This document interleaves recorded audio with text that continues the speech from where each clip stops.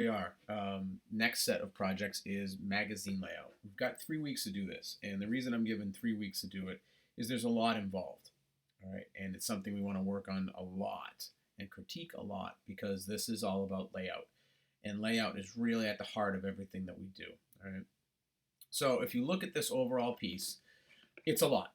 Okay, and if you start to read down, then you're going to be like, oh man, there's just so much to go through.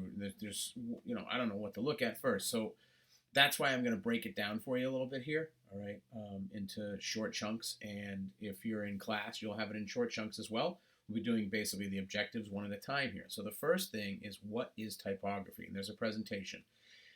All of the files that you're going to need for everything in here are down underneath files you need. I know, really creative, right? So I tend to always just like to open up the drive folder. You can obviously open the folders from here too, okay, but I'm going to open up the drive folder. I find that easiest because I've got it in front of me. All right, and here's typography. So if I double click inside here, the first thing I want is, what is typography? That's the first thing we're going to go over. All right, on this is, what is typography? So I'm going to double click that, and obviously brings us to our presentation. You're going to see it in a different view because obviously I'm looking at it because I'm the person that created it. So let's go over this, okay? What is typography? The style and appearance of printed matter. Hey, come back. The style and appearance of printed matter, the art or procedure of arranging type or processing data and printing from it. So that's a big way of saying basically taking word and putting it down on paper. All right? And typography is the art of that. All right? And exactly. Typography is the way type is used in any medium where letters are used. A font. A complete set of metal type of one particular face and size, including uppercase and lowercase characters. In digital type, a font refers to a complete digital type file. Right? So that's the complete set of one particular typeface. Okay? So it's uppercase, it's lowercase characters, all right? And a typeface, right? So the font is one particular face. Okay? And a typeface is a family of fonts, very often by the same designer. Within a typeface, there will be fonts of varying weights or other variations. For example, light, bold, semi-bold, condensed, italic, etc. Each such variation is a different font. Okay? So when you say the word font, people don't use this properly. You're talking about Helvetica oblique. Right? But if you say typeface, you're talking about all of the things that Helvetica includes. All right? The only evolution in terminology that results from the transition from metal cast to digital fonts is that point size is no longer fixed. So it used to be that you had, and I'll show this in class, it used to be that you had these metal blocks that had type on them, and you had to set them by hand and then press them. And obviously we don't have to do that anymore. So you can change your font size, your point size, anytime you want. What does your font say? When you choose a font, and we'll go over how to do that, it says a lot about your message before the viewer even reads it. So look at these letter forms, okay? Low, Kazakh, Flat, Honey Guide, Lisbonia, Caviar Dreams, Brainfish Rush, and Special Touch, all right? If I was looking at Caviar Dreams, all right, that looks sort of like something that's more proper, something I could use in a wedding invitation, all right?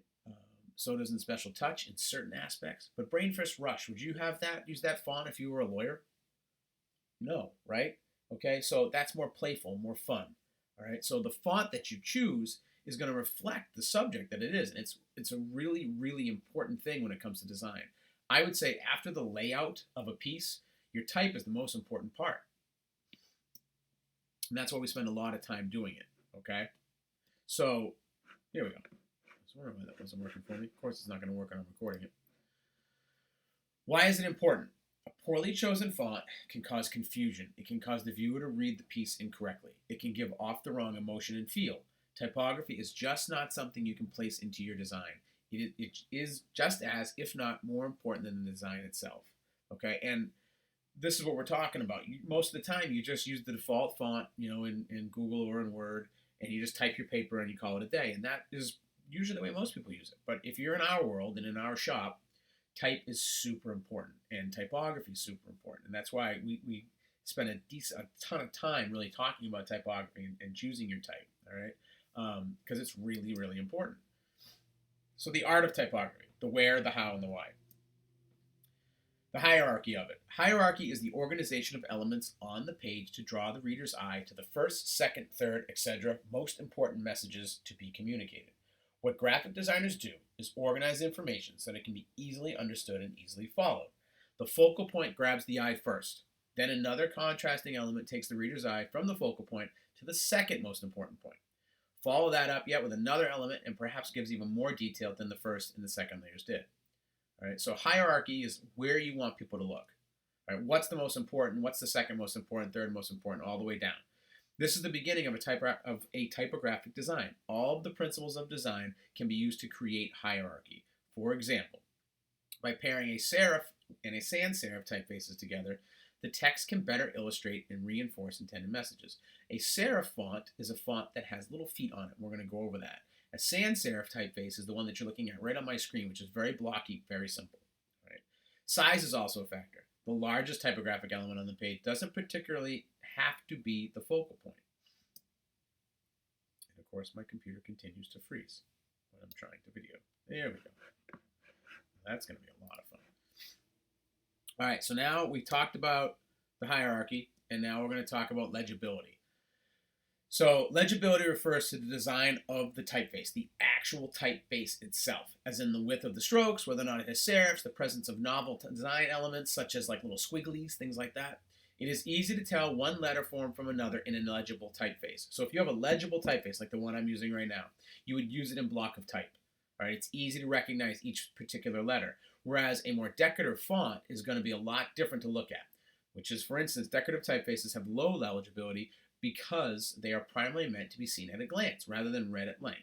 So we go back to that first slide with the sort of cursive thing, and that you're not going to use that in an entire paragraph. You might use it in one or two words pieces, okay?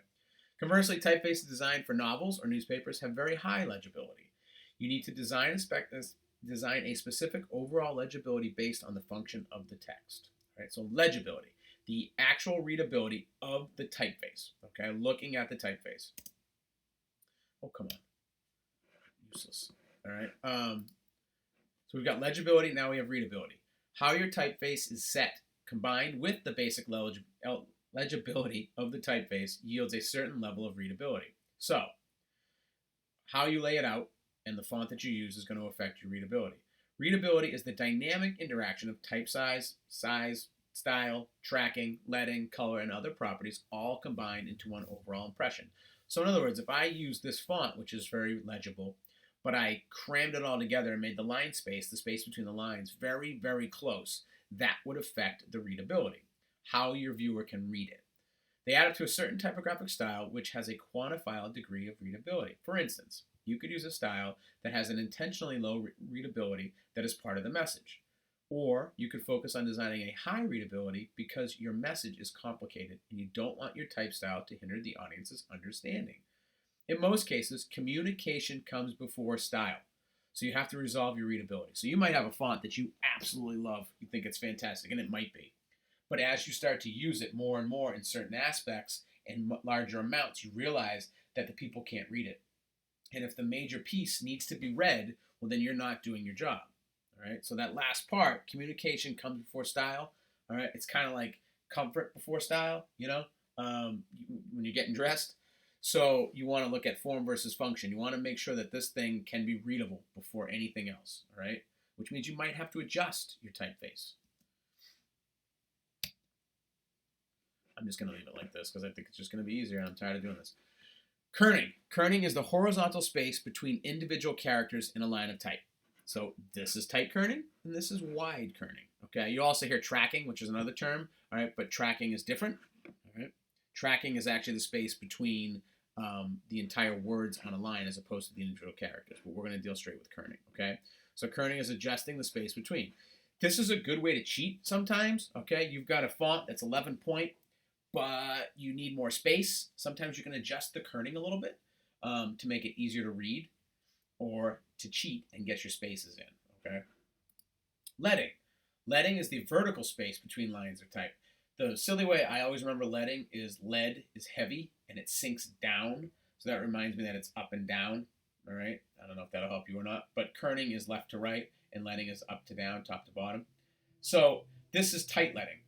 See how it's very closely put together, and this is loose leading. And again, both of these affect readability. Okay, so the tighter it is, the harder it is readability. Now that's a 2-line sentence. Can you imagine an entire paragraph typed like that? All right, that's why a lot of your teachers want 1.5 spaces between lines. It's easier to read. Okay, and again, this is another way to cheat a little bit. Let's say you've got an ad design that you're creating, and the person gives you enough copy, but not a ton, but you have some empty space. You can spread it out a little bit. You can make the leading a little bit more. It's also called line space, so you can increase that leading or increase that line space. Or again, you're getting close on space. You don't have a lot left. You can adjust this a little bit. All right. By default, like if you have a 12-point font in InDesign or in Illustrator, by default the leading is 14, and sometimes you can pull that back a little bit to more like 12, and it usually doesn't affect it too much. Man, this thing is really freezing up today, huh? All right, let's talk alignment. Left aligned. Left justified type is when the copy is justified flush on the left, right here, and left ragged on the right side. All right, so when it's left aligned, this is what you see. I'd say 90% of the time, things are just left aligned. That's the default most times. Right aligned, you don't see this that often unless you're trying to be creative with your type and you've got one side left aligned and the other side right aligned. But right justified type is the copy is justified flush on the right, leaving a ragged look to the left. All right, and again, you don't see this that often. Full justified, all right, justified type creates a block, usually to the paragraph of type. However, sometimes you can end up with some awkward spacing between letters and words. This can create visual rivers in the body of type. You can't see it too much here, but if this was a little bit more, you can see the spacing that starts to create these sort of rivers here, and that can get really funky depending on how big your paragraph is. All right, we'll talk about that a little bit in InDesign too with justifications. Windows and orphans. A window is a very short line, usually one word or the end of a hyphenated word at the end of a paragraph or a column. A widow is considered poor typography because it leaves too much white space between paragraphs or at the bottom of a page. This interrupts the reader's eye and diminishes readability. So if this paragraph stopped right here at the that would be a widow. All right, that little one word. You don't want to do that. And again, you can use your kerning to adjust that a little bit, or even if you want it to your font size. Like a widow, an orphan is a single word, part of a word, a very short line, except it appears at the beginning of a column or a page. This results in poor horizontal alignment at the top of the page. All right, now, so it's obviously a little bit different, but you don't see this happen that often where somebody just starts a line and then hits an enter. That doesn't make a lot of sense. You don't see orphans as much as you see widows, okay? The anatomy of type. So this is your anatomy of type, okay? And if you look at it, this is actually the simplified version. I just broke this down, okay, so that you'd have it. And so what you're going to do in class is you're going to do the anatomy of type activity. All right, I will hand that out in a little bit. In terms of remote, don't worry about it. All right, just take a look at it, adjust it, okay, learn it, because these are some of the terms we're going to use quite a bit.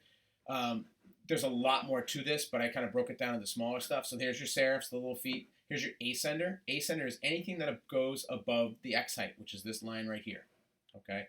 And they call it the X height because it was based on the letter X, the lowercase letter X. So the ascender breaks above that, all right? The baseline is here, and descenders are anything that breaks below the baseline.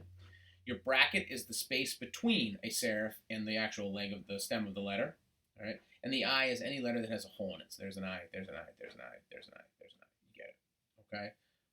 And this is just your basic overall anatomy of type, all right? So that's the first part of this. That's the presentation. You can move on to the second video when you're ready.